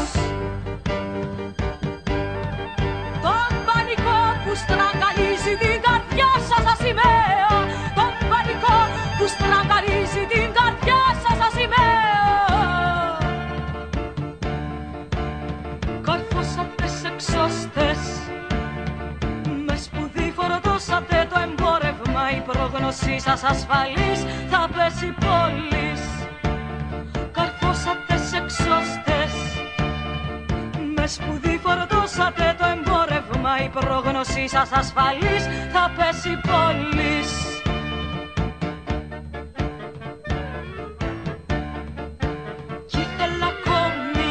Κι ήθελα ακόμη πολύ φως να ξημερώσει. Όμως εγώ δεν παραδέχτηκα την ήττα. Όμως εγώ δεν παραδέχτηκα την ήττα. Θα κλείσουμε τη σημερινή εκπομπή με την ανάγνωση ενός τελευταίου κειμένου από τη Συνέλευση Αναρχικών για την Κοινωνική Αυτοδιεύθυνση, το οποίο αναφέρεται σε κάποια συμπεράσματα από τις τελευταίες εκλογές. Μοναδική ελπίδα απελευθέρωσης της τάξης μας ήταν και παραμένει ο αγώνας για την κοινωνική επανάσταση. Οι τελευταίες εκλογές προκηρύχθηκαν ως απάντηση του πολιτικού συστήματος στην κρίση κοινωνικής νομιμοποίησής του, όπως αυτή εκφράζεται με τις δυναμικές και μαζικές κινητοποιήσεις των 2 τελευταίων ετών με αποκορύφωμα τη 12η Φλεβάρη. Οι εκλογές, ως θεμελιώδης διαδικασίας ανάθεσης και αντιπροσώπευσης, αποτέλεσαν, έστω και πρόσκαιρα, το σημείο επανανομιμοποίησης της αστικής δημοκρατίας. Έγινε φανερή η αναδιάταξη των αστικών πολιτικών δυνάμεων, κυβερνητικών και αντιπολιτευόμενων, που θα αναλάβουν τη συνέχιση και την ένταση της κοινωνικής επίθεσης, της αντικοινωνικής επίθεσης του κράτους και των αφεντικών στους καταπιεσμένους, οδηγώντας μας σε μεγαλύτερη εξαθλίωση. Από τη μια, το σοσιαλνεοφιλελεύθερο στρατόπεδο των Νέα Δημοκρατία Πασόκ Δημάρ, το οποίο ανέλαβε την κυβέρνηση, και από την άλλη το σοσιαλδημοκρατικό, που εκφράζεται κύρια πλέον από το ΣΥΡΙΖΑ, επιφορτίζονται με τη λήψη νέων δυσμενέστερων μέτρων, καθώς και με την υπέρβαση των κοινωνικών αντιστάσεων. Βασικό διακύβευμα και για τα δύο κυρίαρχα κομματικά μπλοκ ήταν η εκτόνωση της διάχυτης κοινωνικής οργής που παράγεται από τις επιβαλλόμενες και διαρκώς επιδεινούμενες συνθήκες εξαθλίωσης και η διοχέτευσή της σε ακίνδυνα για το καθεστώς κοινοβουλευτικά κανάλια. Η Νουδού και το Πασόκ επιστράτευσαν το φόβο μιας πιθανής χρεοκοπίας, της κατάρρευσης της οικονομίας και του εσωτερικού εχθρού. Οροθυτικές, μετανάστες, απεργοί. Προκειμένου να τρομοκρατήσουν, να προβάλλουν την εθνική ενότητα και να αποσπάσουν εκ νέου ένα μεγάλο μέρος της απολεσθήσας συνένεσης. Ο ΣΥΡΙΖΑ, από τη μεριά του, πρότεινε την επιστροφή στο κενσιανιανό μοντέλο διαχείρισης, προσπάθησε να καλλιεργήσει αυταπάτες για την ύπαρξη λύσεων εντός του καπιταλισμού, προτάσσοντας ως λύση τη συνδιαλλαγή με τους ταξικούς μας εχθρούς. Κατάφερε έτσι σε μεγάλο βαθμό να κεφαλαιοποιήσει τις ριζοσπαστικές κινηματικές διαδικασίες των 2 τελευταίων ετών και να αποτελέσει μια νέα δύναμη στήριξης του συστήματος. Η νεοναζιστική Χρυσή Αυγή, κρατικό ενεργούμενο από την ίδρυσή της και πολιτικός επίγονος των χιτών και των ταγματασφαλιτών, αποτέλεσε πόλο συνάθρησης κυρίως των ακροδεξιών που φιλοξενούνταν μέχρι τώρα στο Λάος και στη Νέα Δημοκρατία. Έγινε προσπάθεια να παρουσιαστεί σε αυτές τις εκλογές ως αντισυστημικό μόρφωμα και καρπόθηκε εκλογικά ένα απογοητευμένο συντηρητικό τμήμα της κοινωνίας που αποφάσισε να εκφράσει με την ψήφο του τα πιο αντιδραστικά του ένστικτα, όπως αυτά καλλιεργούνται και αναπτύσσονται σε περιόδους καπιταλιστικής κρίσης. Απευθυνόμενοι σε αυτά, ακριβώς τα ένστικτα, προτείνει ως άμεση λύση τον εθνικισμό και την εξόντωση όσων στοχοποιούνται από το κράτος ως εσωτερικός εχθρός. Αν και επιχειρεί να προβάλλει ένα κοινωνικό προσωπείο, θα χρησιμοποιηθεί ξανά στο άμεσο μέλλον ως συστημική εφεδρεία, ενισχύοντας την κατασταλτική και αντικινηματική δράση των επίσημων κρατικών δυνάμεων. Παρά την τεράστια προσπάθεια των μέσων μαζικής ενημέρωσης και των κομμάτων να μας πείσουν για τη σπουδαιότητα και την κρισιμότητα αυτών ειδικά των εκλογών, παρά την προσπάθεια τρομοκράτησης και χειραγώγησης της κοινωνίας, δεν κατάφεραν να πείσουν ένα μεγάλο μέρος της κοινωνίας, το οποίο έμεινε ασυγκίνητο και δεν συμμετείχε στις εκλογές. Κατάφεραν όμως αυτό που δεν είχαν καταφέρει επί 2 χρόνια, χρησιμοποιώντας κάθε πρόσφορο σε αυτούς μέσο. Την προσωρινή αδρανοποίηση των κινητοποιήσεων, την απομάκρυνση των ανθρώπων από τον δρόμο, την ανάσχεση της περαιτέρω ριζοσπαστικοποίησης των τμήματων της κοινωνίας και της κινηματικής ανάπτυξης. Επιπλέον επέβαλαν μία άκρο συντηρητική ατζέντα δημόσιας συζήτησης. Ως αναρχικοί, αντιταχθήκαμε εξ αρχής σε κάθε εκλογική διαδικασία και συμμετοχή, προτάσσοντας την ταξική κοινωνική αυτοοργάνωση. Δεν θεωρήσαμε ποτέ ότι η συμμετοχή μας στις αστικές εκλογές με οποιοδήποτε τρόπο μπορεί να αποτελέσει λύση ή να βελτιώσει τις συνθήκες καταπίεσης και εκμετάλλευσης που υφίσταται η τάξη μας. Η αντίθεσή μας στην εκλογική διαδικασία προέρχεται από την πάγια θέση μας ενάντια στη διαμεσολάβηση και την ανάθεση. Για εμάς, η άρνηση του συστήματος συνεπάγεται τη δημιουργία αυτοοργανωμένων αντιεραρχικών δομών στους χώρους εργασίας, στη γειτονιά, στο σχολείο, στο πανεπιστήμιο, σε κάθε τόπο όπου οι καταπιεσμένοι συναντώνται και ζουν. Οι δομές αυτές πρέπει να εκκινούν αγώνες, να τους κλιμακώνουν, να οθούν προς τη γενικευμένη κοινωνική αυτοδιεύθυνση. Μέσα από την αλληλεγγύη και την ανάπτυξη της ταξικής συνείδησης θα αποτελέσουν το πρόπλασμα της αυριανής ελεύθερης αυτοδιευθυνόμενης κοινωνίας. Συνεπώς, μετά τις εκλογές δεν μπορούμε παρά να συνεχίσουμε να οξύνουμε τον αγώνα ενάντια στο κράτος και το κεφάλαιο. Για εμάς, ο αγώνας αυτός διεξάγεται συλλογικά, αδιαμεσολάβητα, μακριά από ειδικούς και επίδειξους εκφραστές του, προωθώντας μια συνολική επαναστατική κατεύθυνση. Προτάσουμε δηλαδή την ανάπτυξη ενός κινήματος ικανού να αντισταθεί και να αντιπετεθεί, να κινηθεί έξω από τα όρια του συστήματος, ριζοσπαστικοποιώντας τους αγώνες στην κατεύθυνση της κοινωνικής απελευθέρωσης. Συνέλευση Αναρχικών για την κοινωνική αυτοδιεύθυνση.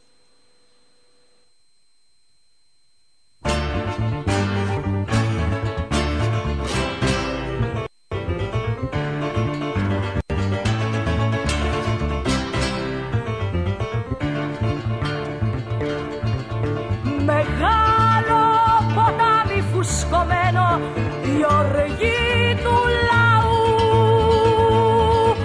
κυλάει πάνω απ' τα χωράφια. Ποιος τη σταματάει, ποιος τη σταματάει, ποιος τη σταματάει.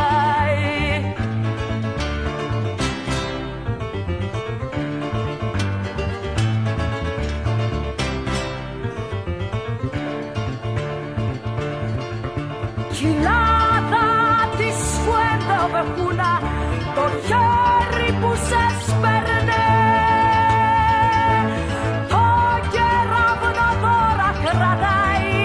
Ποιος το σταματάει, ποιος το σταματάει, ποιος το σταματάει.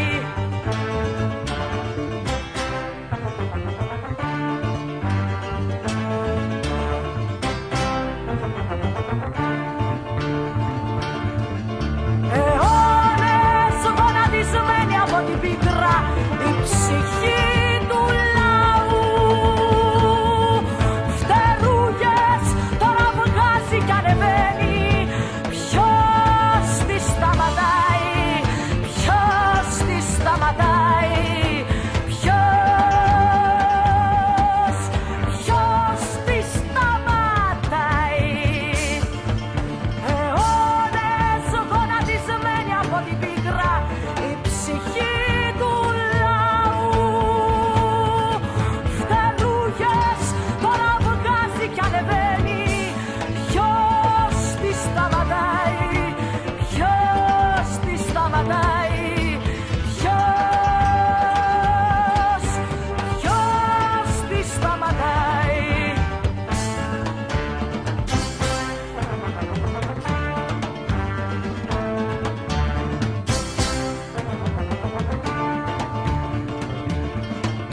Μεγάλο ποτάμι φουσκωμένο, η οργή του λαού. Κυλάει πάνω απ' τα χωράφια. Ποιος τη σταματάει, ποιος τη σταματάει, ποιος τη σταματάει.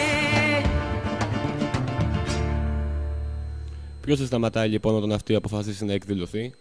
Η απάντηση είναι κανένας. Έχουμε φτάσει σε ένα σημείο πλέον που θεωρώ ότι τα πράγματα δεν γυρνάνε πίσω.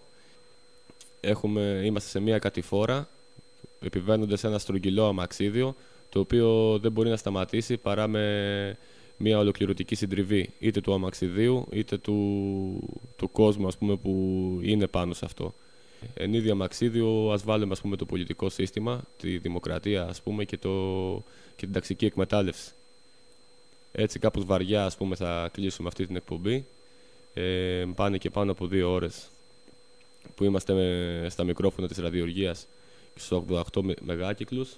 Να πούμε για τη συνέλευση του σταθμού που είναι ανοιχτή και πραγματοποιείται κάθε Τετάρτη σε 7.30 το απόγευμα στο χώρο του Πανεπιστημίου. Το mail που είναι ραδιοργία@yahoo.gr, καθώς και το site ραδιοργία.squad.gr. Το τηλέφωνο του σταθμού είναι 69 42 77 70 06.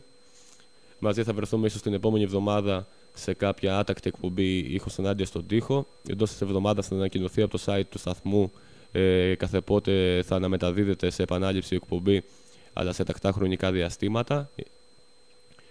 Και ραντεβού στους δρόμους.